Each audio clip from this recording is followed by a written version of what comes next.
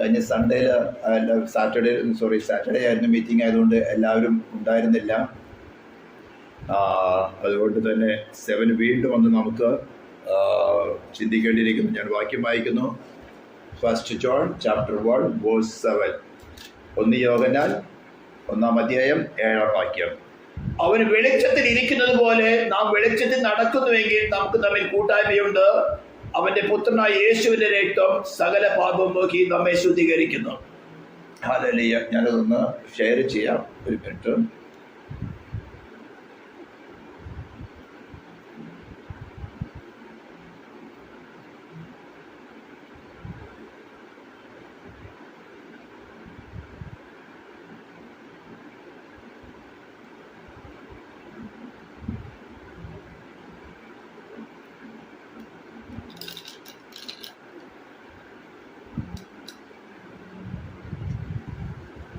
ഞാൻ മലയാളത്തിൽ വീണ്ടും വായിക്കുന്നു.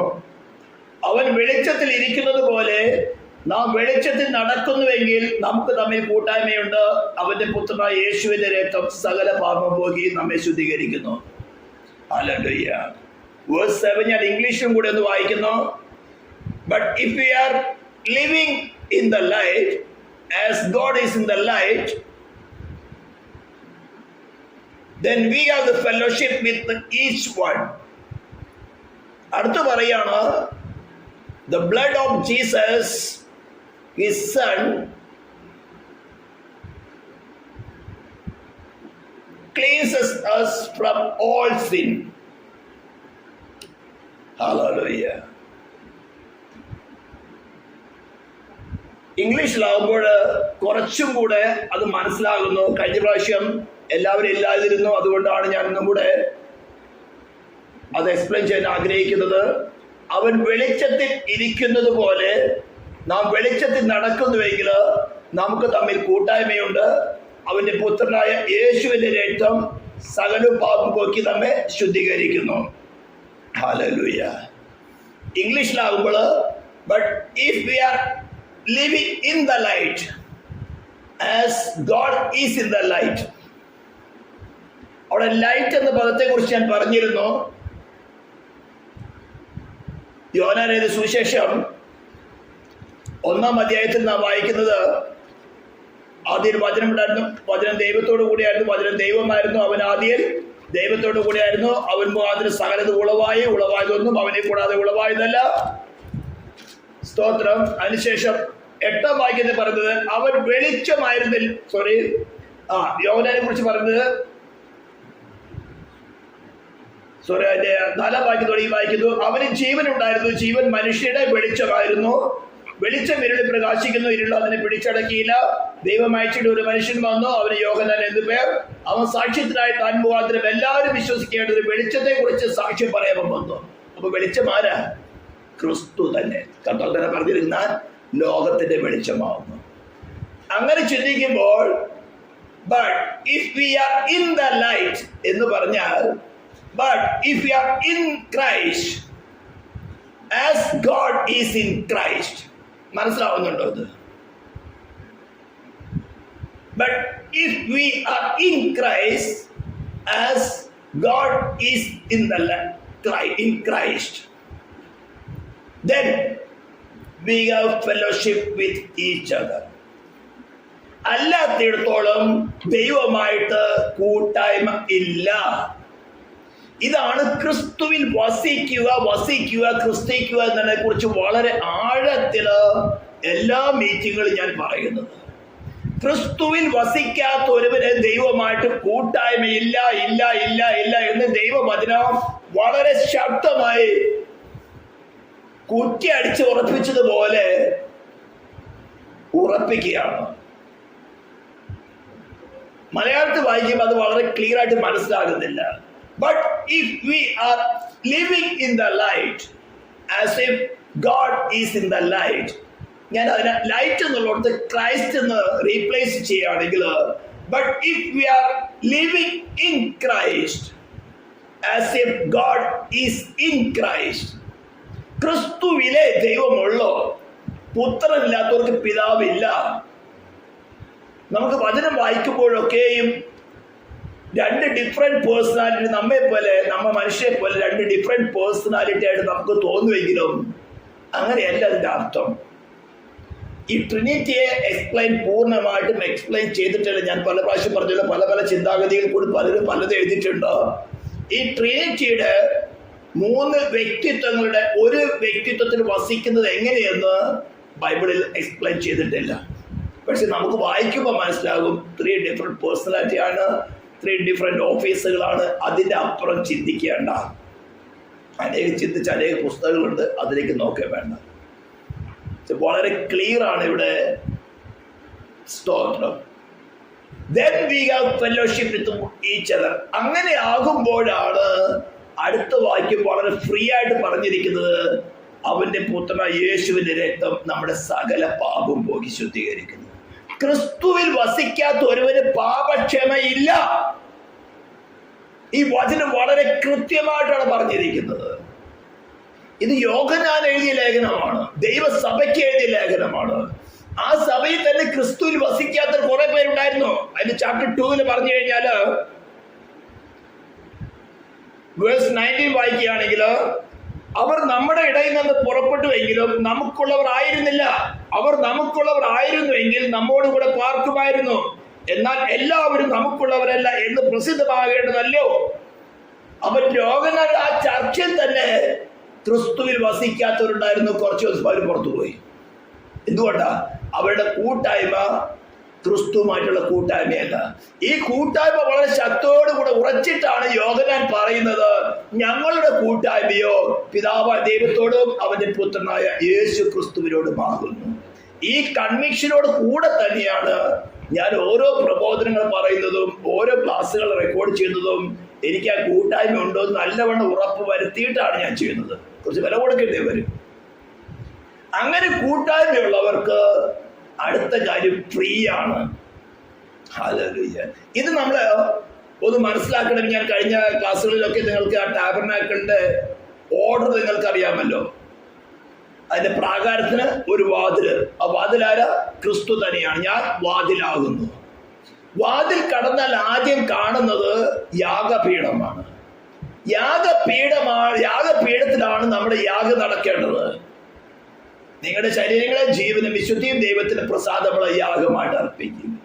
യാഗം അർപ്പിക്കണമെങ്കിൽ നാം ലേവ്യ പുസ്തകം, നിങ്ങൾക്ക് ഓർമ്മയുള്ളത് കൂടി ഞാൻ ജസ്റ്റ് ഒന്ന് റെഫറൻസ് പറയുന്നുള്ളൂ. ലേവ്യ പുസ്തകം 1-ാം അധ്യായത്തിന്റെ 3 തുടങ്ങിയുള്ള വാക്യങ്ങളിൽ പറയുന്നത്, ഒരുവൻ ഹോമയാഗം കഴിക്കുന്നെങ്കിൽ അത് ഊനമില്ലാത്തൊരു മൃഗത്തെ യാഗം കഴിക്കണം. അതും സമാഗമന കൂടാരത്തിന്റെ വാതിക്കൽ വെച്ച് കഴിക്കണം. ദൈവം വസിക്കുന്ന ഇടത്തിൽ വെച്ച് കഴിക്കണം. അവിടെയാണ് ക്രിസ്തു വസിക്കുന്നത്. ദൈവം വസിക്കുന്നത് ക്രിസ്തുവിലാണ്. സ്തോത്രം. സമാഗമന കൂടാരത്തിന്റെ വാതിൽക്ക് നിങ്ങൾക്ക് പ്രസാദം ലഭിക്കുകയാണെന്ന് സമാഗമന കൂടാരത്തിന്റെ വാതിൽക്കൽ വെച്ച് കഴിക്കണം.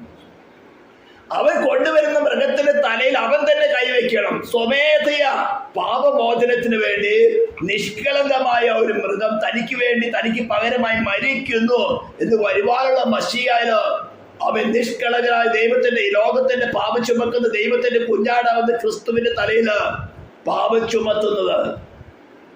ഇത് ഓരോരുത്തരും നിർബന്ധത ചെയ്താൽ അവൻ തന്നെ ചെയ്യണം.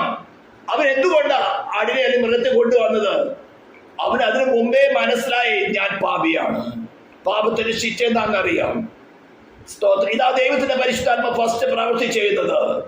പാപത്തെക്കുറിച്ചും നീതിയെക്കുറിച്ചും ന്യായവിധിയെക്കുറിച്ചും ബോധം വരുത്തും. അവനറിയാം, അതിലവൻ തുടർന്നു പോയാൽ ദൈവത്തിന്റെ വാൾ അവന്റെ മേൽ വീഴും, അവൻ മരണം മരിക്കും. ഹല്ലേലൂയ. അപ്പോൾ പാപത്തെ കുറിച്ച് അവന് ബോധം വന്നു, അതിന്റെ കോൺസിക്വൻസിനെ കുറിച്ച് ബോധം വന്നു. ഇന്ന് പാപത്തെ വളരെ ലളിതമായിട്ട് കാണുന്നത്. ഇന്ന് നമ്മൾ അടുത്ത വാക്യം, നമ്മൾ ആക്ച്വലി ഇന്ന് പ്രസംഗിക്കാനുള്ള വാക്യത്തിലേക്ക് വരുന്നതിന് മുമ്പ് ഒരു ഇൻട്രൊഡക്ഷൻ ഞാൻ പറയുകയാണ്. പാപത്തെ വളരെ ലളിതമായിട്ടാണ് കാണുന്നത്. ഇതിന്റെ കോൺസിക്വൻസ് എന്താണെന്ന് അറിയാത്തത് കൊണ്ട്, അത് അനുഭവിച്ചറിയാത്തത് കൊണ്ടാണ് പാപത്തെ വളരെ ലളിതമായിട്ട് കാണുന്നത്. പാപത്തിന്റെ കോൺസിക്വൻസ് എന്താണെന്ന് അറിയുന്നത് കൊണ്ടാണ് അവൻ വില കൊടുത്തൊരു മൃഗത്തെ വാങ്ങിക്കൊണ്ടുവന്ന് അതിന്റെ തലയിൽ കൈവയ്ക്കുന്നത്. ഇന്ന് യേശുവിന് നമുക്ക് പരസ്യമായിട്ട് തന്നു. അവന് നമുക്ക് പാപ പരിഹാരമാക്കി നിർത്തി ദൈവം പ്രായശ്ചിത്തം നടത്തി ഇത് ഓപ്പണായിട്ട് വെച്ചിരിക്കുകയാണ്. ആർക്കും വിശ്വസിക്കാം. ഈ ഫ്രീ ആയിട്ട് കിട്ടുന്നത് കൊണ്ട് ഫ്രീ ആയിട്ട് കളയാനും തന്ത്രപ്പാടാണ്. കുറച്ച് വില കൊടുത്ത് വാങ്ങിയ സാധനമാണെങ്കിൽ നമ്മൾ എടുത്ത് കളയോ? അയ്യോ വില കൊടുത്ത് വാങ്ങിയതല്ലേ, അത് കുറച്ചുകൂടി സൂക്ഷിക്കും. ഇന്ന് ഫ്രീ ഓഫർ ആയതുകൊണ്ട് നിസ്സാരമായിട്ട് കളയാം. സ്തോത്രം. ആ മൃഗത്തെ അവൻ തന്നെ അറുക്കണം. ക്രിസ്തുവേശുള്ളവർ ജഡത്തെ അതിന്റെ രാഗമോഹങ്ങളോട് കൂടെ ക്രൂശിക്കണം.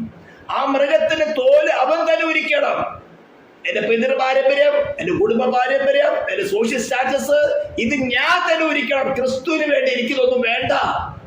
ഇത് അപ്പോസ്തലൻ പൗലോസ് പറയുന്നത്. ക്രിസ്തുവിനെ നേടേണ്ടതിന് ഞാൻ സകലതും ചപ്പും ചവറും വേണ്ടി. ഇതാ തോലുരിക്കൽ പരിപാടി. അല്പം അവിടെ എവിടേക്ക് വെച്ചുകൊണ്ടിരുന്നാൽ യാഗം പെർഫെക്റ്റ് ആകില്ല, തീ ഇറങ്ങില്ല.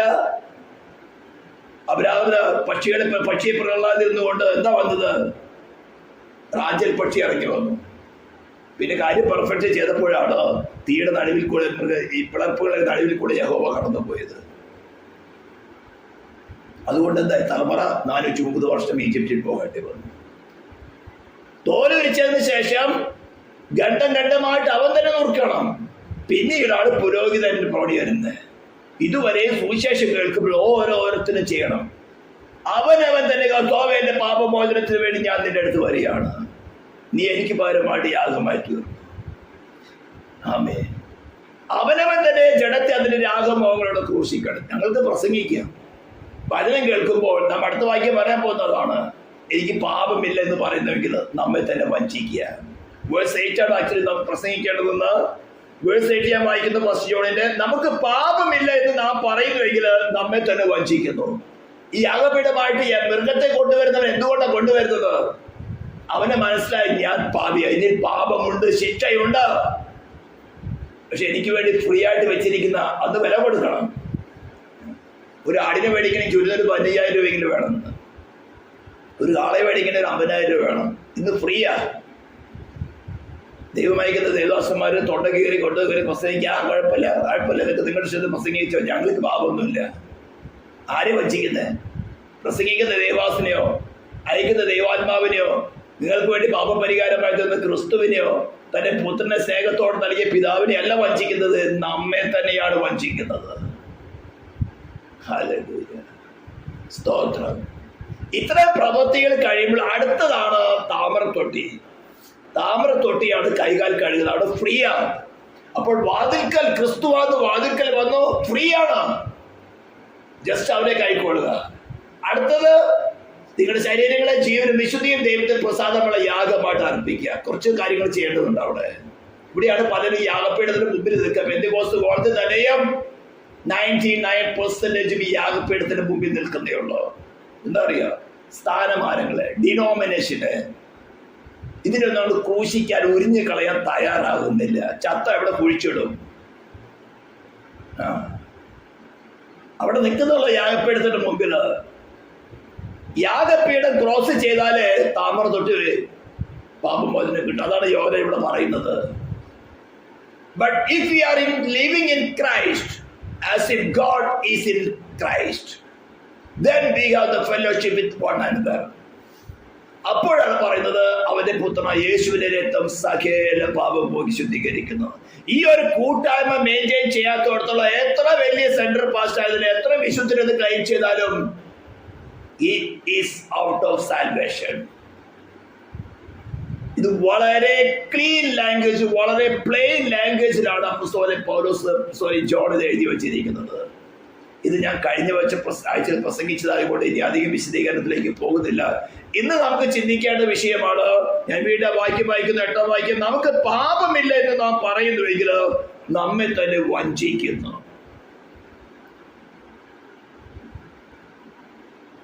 ദൈവത്തെ അല്ല വഞ്ചിക്കുന്നത്, പ്രസംഗിക്കുന്ന പാസ്റ്ററെ അല്ല വഞ്ചിക്കുന്നത്, സഭയല്ല വഞ്ചിക്കുന്നത്. നമുക്ക് പാപമില്ല എന്ന് പറഞ്ഞെങ്കിൽ സ്തോത്രം. അതിന്റെ 10ാം വാക്യം വായിക്കുകയാണെങ്കിൽ നാം പാപം ചെയ്തിട്ടില്ല എന്ന് പറയുന്നുവെങ്കിൽ, ഇവിടെ പറയുന്നു 8ാം വാക്യത്തിൽ പറയുന്നു നമുക്ക് പാപം ഇല്ല എന്ന് പറയുന്നുവെങ്കിൽ, 10ാം വാക്യത്തിൽ പറയുന്നു പാപം ചെയ്തിട്ടില്ല എന്ന് പറയുന്നത്.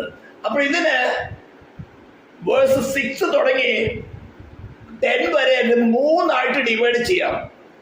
6 പറയുന്നത് വെളിച്ചത്തിന് വസിക്കുന്നു എന്ന് പറയുന്നതിനും ഇരുട്ടി നടക്കുക, അതായത് പാപം ചെയ്തുകൊണ്ടിരിക്കുകയാണ്. ഞാൻ പറയുന്നു ഞാൻ സ്നാനപ്പെട്ടവനാ, ഞാൻ പാസ്റ്ററാ, ഞാൻ പ്രസംഗിക്കുന്നവനാ, പഠിപ്പിക്കുന്നവനാ, ഞാൻ വെള്ളവസ്ത്രം ധരിക്കുന്നത്, ശത്രുവേശ എടുക്കുന്നു, ആരാധിക്കുന്നു, അന്യഭാഷ പറയുന്നത്, ഞാൻ സ്തോത്രം വെളിച്ചത്തിൽ തന്നെ നടക്കുന്നത്. പക്ഷെ എന്റെ പേഴ്സണൽ ലൈഫില് ഞാൻ പാപിച്ചതോടെ ഇരുട്ടിലാണ് നടക്കുന്നത്. എന്നെ ഗൈഡ് ചെയ്ത സ്പിരിറ്റ് ഓഫ് ഡാർക്ക്നെസ് ആണ്. Hallelujah, hallelujah. ഞാൻ സ്പിരിറ്റ് ഡിസോബീഡിയൻസിലാണെങ്കിൽ ആകാശത്തിലെ അധികാരത്തിനും അനുസരണക്കേടിന്റെ മക്കളിൽ വ്യാപരിക്കുന്ന ആത്മാവിനും അധിപതിയായവനെയും അനുസരിച്ച് നടക്കുകയാണ്. സെക്കൻഡ് സെക്ഷൻ പറയുന്നത് നമുക്ക് പാപമില്ല. അപ്പോസ്തലനായ പൗലോസ് റോമാലേഖനം 7-ാം അധ്യായത്തിൽ വളരെ കീറി മുറിച്ചത് വ്യക്തമായിട്ട് പറഞ്ഞിട്ടുണ്ട്. വിശ്വാസിയായിരിക്കുന്ന പൗലോസിന് പാപമുണ്ടോ ഇല്ലയോ എന്ന്. ഇത്രയും വിശുദ്ധനായിരിക്കുന്ന പരീശനായിരുന്ന പൗലോസ്, ബെന്യാമിൻ ഗോത്രത്തിൽ ജനിച്ചവൻ, അബ്രാഹാമിന്റെ തലമുറയിൽ നിന്നുള്ളവൻ, അവൻ ഇത്രയും ക്ലീൻ ആയിട്ട് പറയാണ്, അയ്യോ എനിക്ക് ഈ പാപം കൊണ്ട് പൊറുക്കാൻ വയ്യ, അയ്യോ ഞാൻ അരിഷ്ട മനുഷ്യനാണ്. സ്തോത്രം. ഞാൻ റോമാലേഖനം 7-ാം അധ്യായം ഒന്ന് അല്പമായിട്ടൊന്ന് വായിക്കാൻ ആഗ്രഹിക്കുകയാണ്. റോംസ് ചാപ്റ്റർ 7.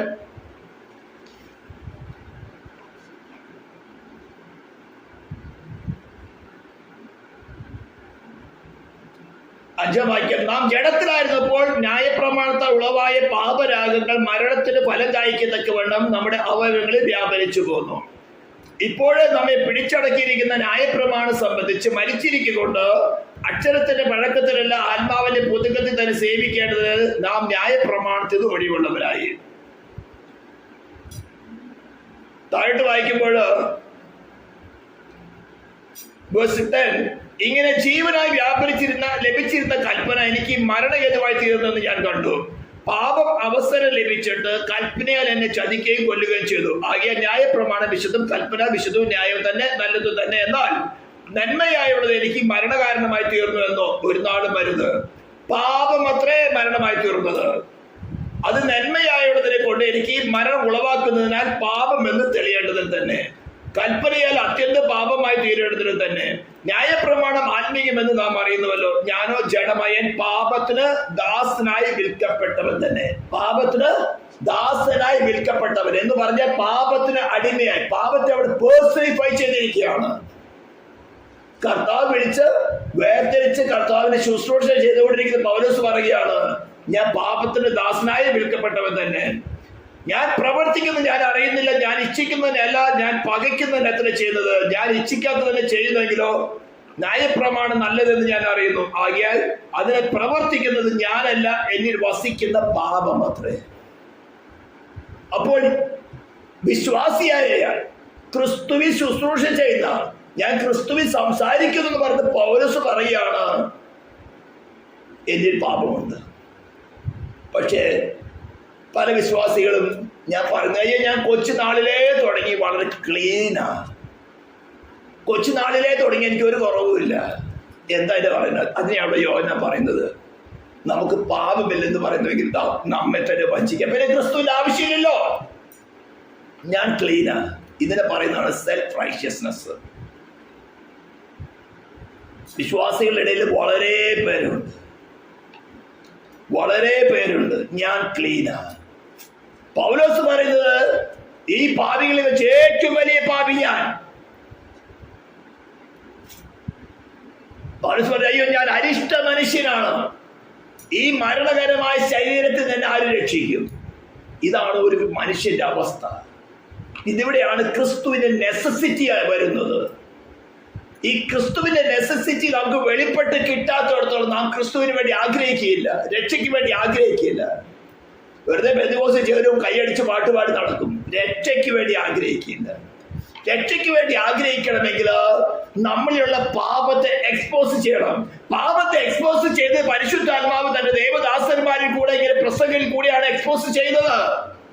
ഈ ശബ്ദം കേൾക്കുമ്പോൾ എന്നിൽ ഈ സ്വഭാവമുണ്ട്, എന്നിൽ പാപം കർത്തൃത്വം നടത്തുന്നുണ്ട്, എനിക്ക് ഓവർകം ചെയ്യാൻ ക്രിസ്തുവിന്റെ ആവശ്യകതയുണ്ട്, എന്നെ കൊണ്ട് സാധ്യമല്ല, അയ്യോ ഞാൻ അരിഷ്ട മനുഷ്യനാണ്. ഇത് അക്സെപ്റ്റ് ചെയ്യാത്തോടത്തോളം നിങ്ങൾക്ക് ക്രിസ്തുവിനെ കൊണ്ട് ആവശ്യമില്ല, ക്രിസ്തുവിനെ കൊണ്ട് ഒരു ഉപകാരവുമില്ല. അത് യോഹന്നാൻ വളരെ ക്ലീൻ ആയിട്ട് പറയുന്നത്.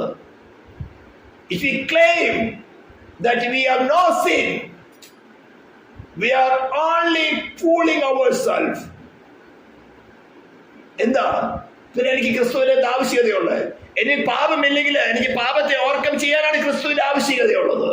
അവൻ തന്റെ ജനത്തെ അവരുടെ പാപങ്ങളിൽ നിന്ന് രക്ഷിപ്പാനിരിക്കൊണ്ട് അവർ യേശു എന്ന് പേരിടണം.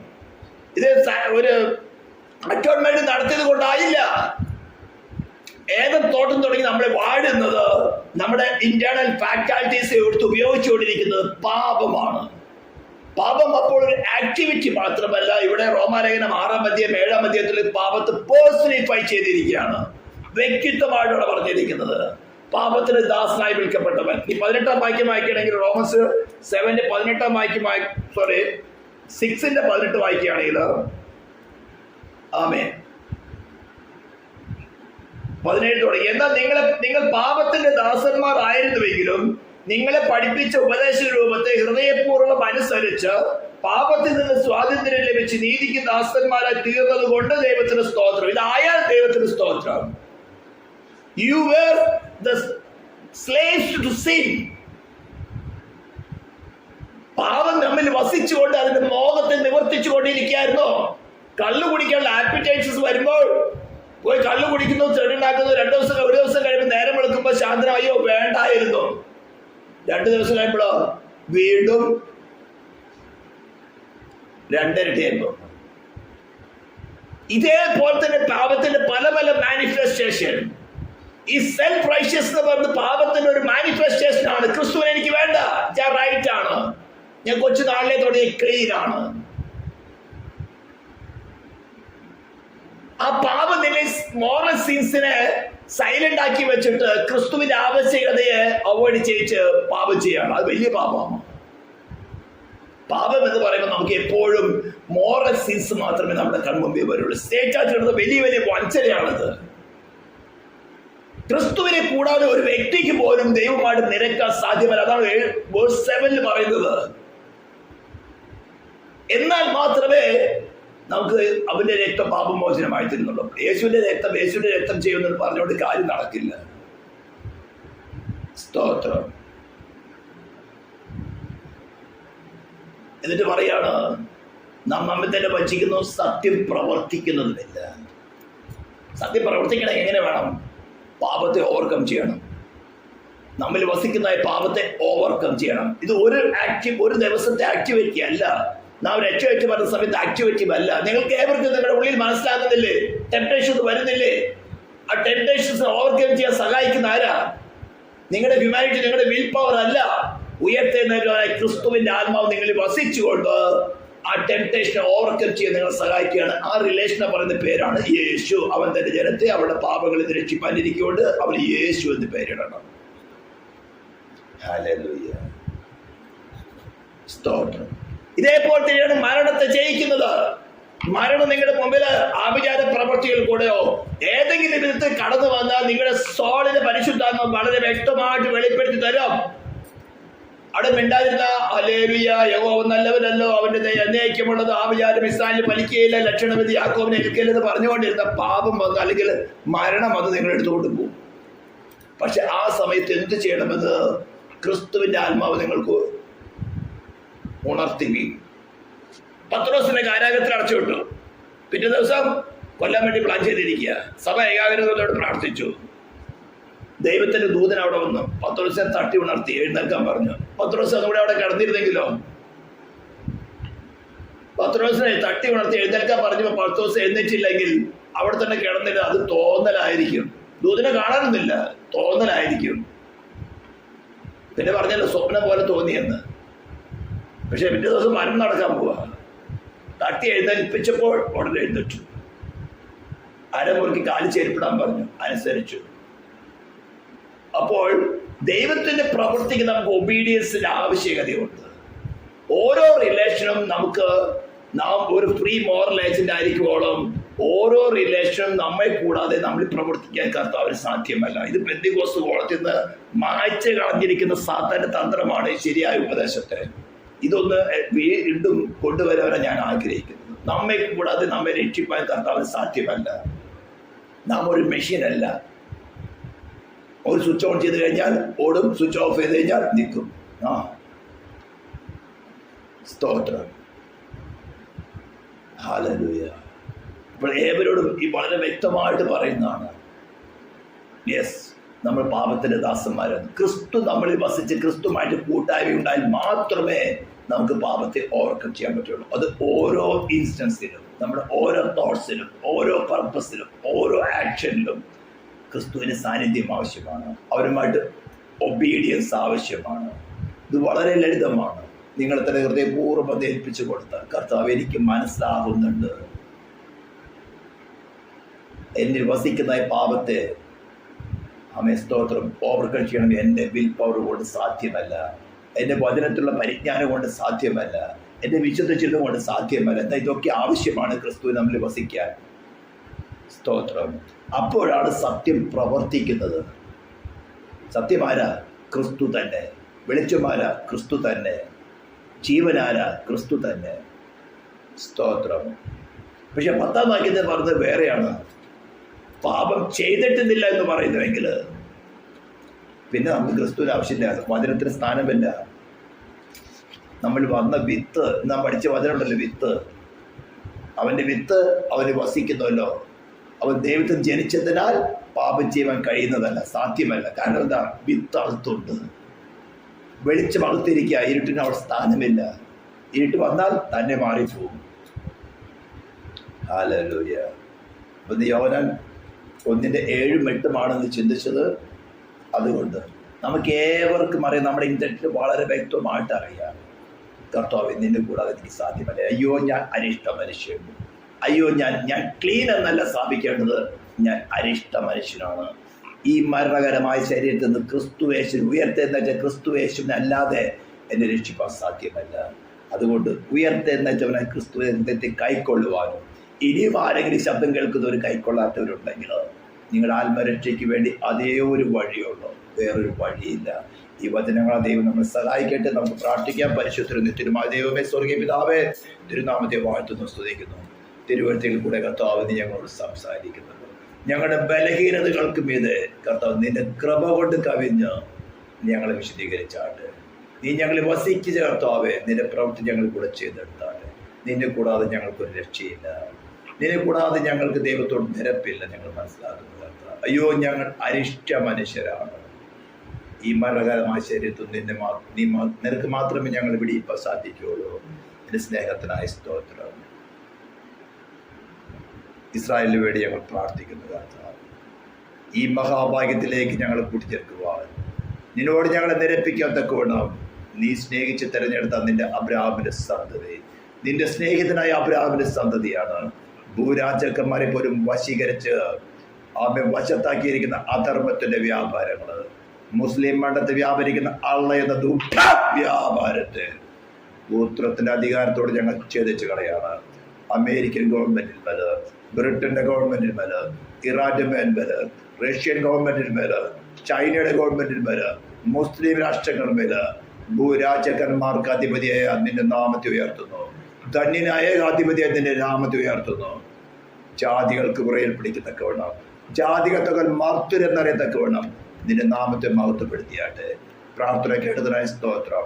യേശു ക്രിസ്തുവിന്റെ നാമത്തിൽ തന്നെ നമ്മുടെ കർത്താവായ യേശു ക്രിസ്തുവിന്റെ കൃപയും പിതാവായ ദൈവത്തിന്റെ സ്നേഹവും പരിശുദ്ധാത്മാ ദൈവത്തിന്റെ സഹവാസവും കൂട്ടായ്മയും നാം ഓർത്ത് പ്രാർത്ഥിച്ച ഓരോ വിഷയത്തിന്മേൽ, നാം കേട്ടതായിട്ടുള്ള ഓരോ തിരുവെഴുത്തുകളിന്മേൽ, നാം എടുത്ത തീരുമാനങ്ങളിന്മേൽ, നാം അനുഗ്രഹിച്ച അനുഗ്രഹങ്ങളിന്മേൽ, നാം ചെയ്ത ശുശ്രൂഷകളിന്മേൽ ഈ നിമിഷം തുടങ്ങി നമ്മുടെ കർത്താവായ യേശു ക്രിസ്തുവിന്റെ മേഘ പ്രത്യക്ഷത വരെയും പ്രവർത്തിക്കുമാറാകട്ടെ.